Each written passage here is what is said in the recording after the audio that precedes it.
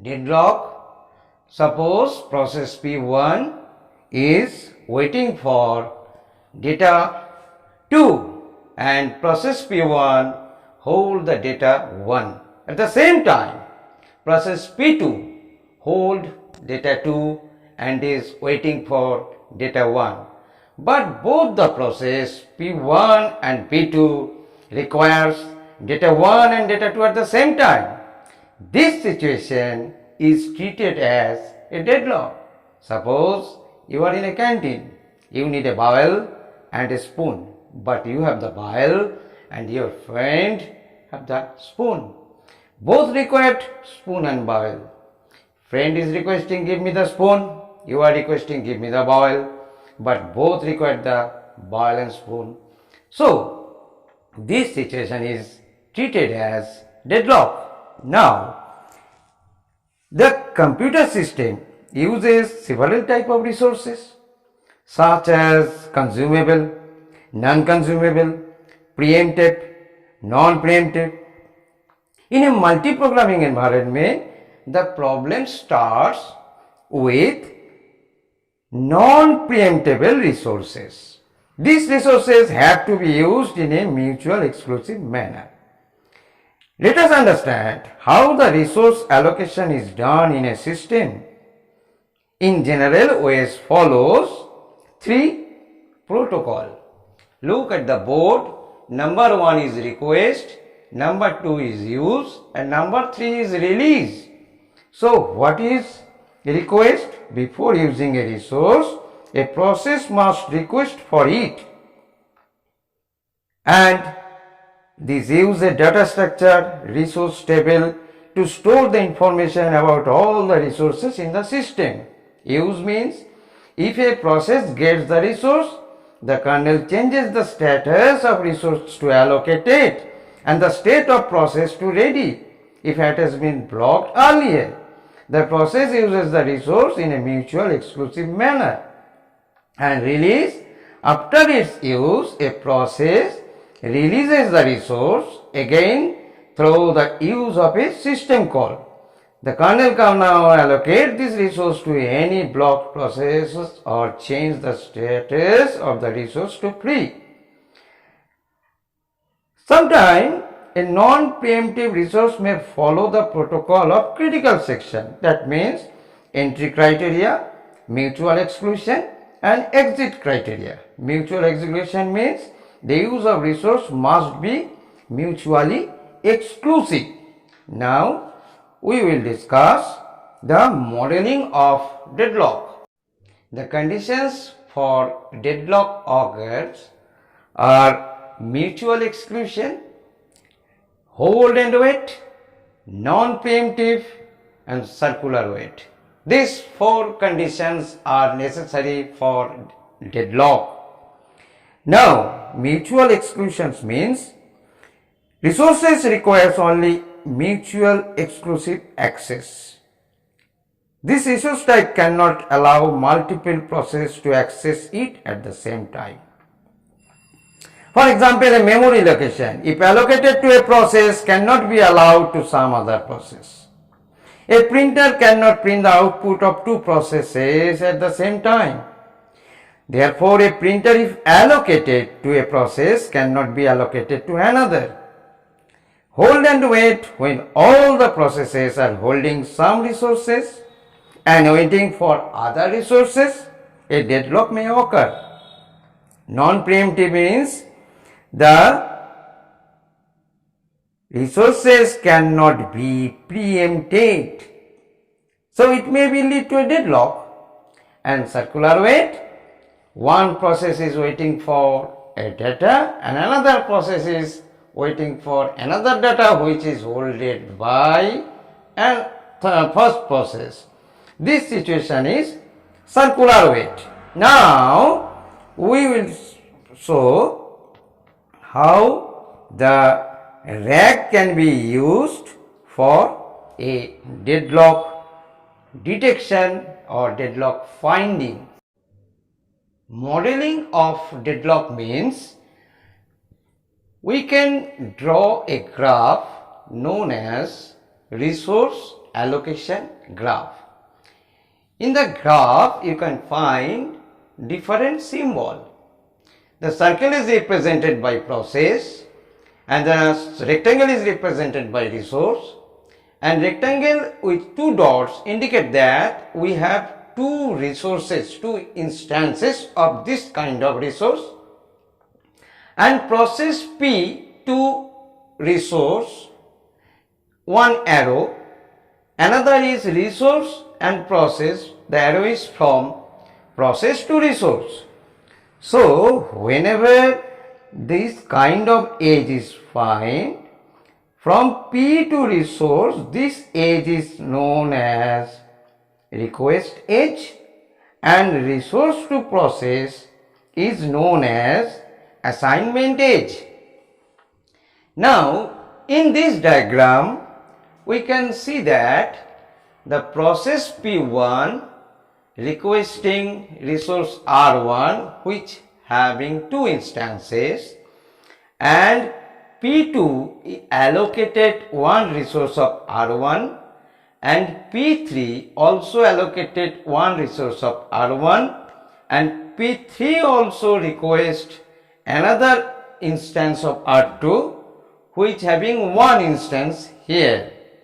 So by drawing this graph, resource allocation graph, we can model a deadlock situation, and in this model we can also find whether there is a deadlock or not.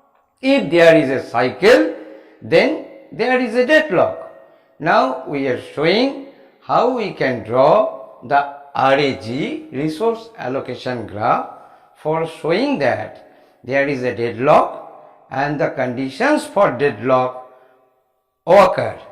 Now we will move to our next slide, deadlock finding using RAG.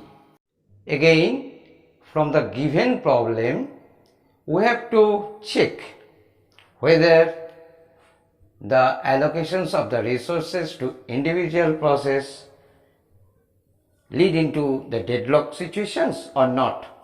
Now the problem look like this. First, look at the left hand side of the board. R1 arrow P1. Then R1 arrow P1 indicates that R1 is already occupied by P1, and P1 arrow R2 means P1 required a resource as R2. So we know the symbolic representation to draw the RAG. Now R1 arrow P1. So how many processes are there? Throughout the program we can see that there are 4 resources.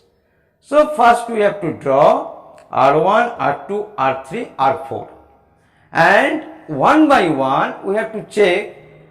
First time we don't know how many instances of each resources are given, but from the problem we can find it. But the drawing style is, first we have to draw the RAG using this notation. So first what we have to do?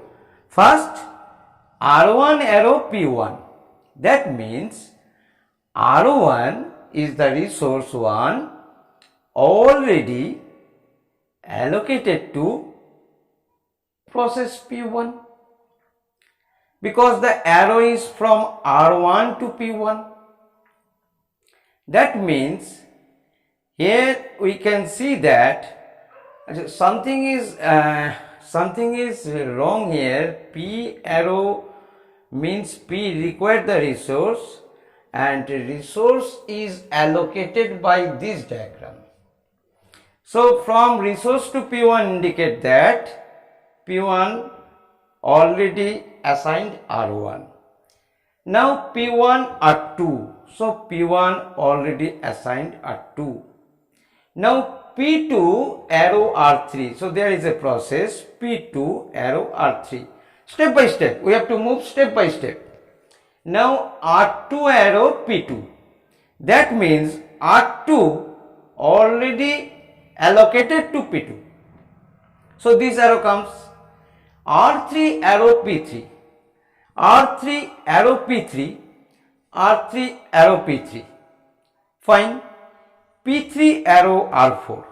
So where is P3? P3. P3 arrow R4.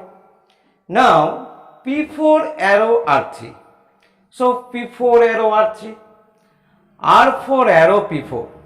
So R4 arrow P4 and P4 arrow R1. That means P4 arrow R1 and R1 arrow P5. So R1 arrow P5. Now how many dot will be here? First look at in that resource P1 and P5 both are allocated to for resource R1. So must be there are two instances. And here this is waiting for this resource and this is allocated and no more arrow is here. So one instance is here. One is allocated and two process P2 and P4 is waiting for R3. So here we only one dot, one instance of resource R3. In similar way only P3 is allocated. Sorry, P3 is want this and P4 is allocated. So only one is instances, because if there are two instances, so P3 will get the instance.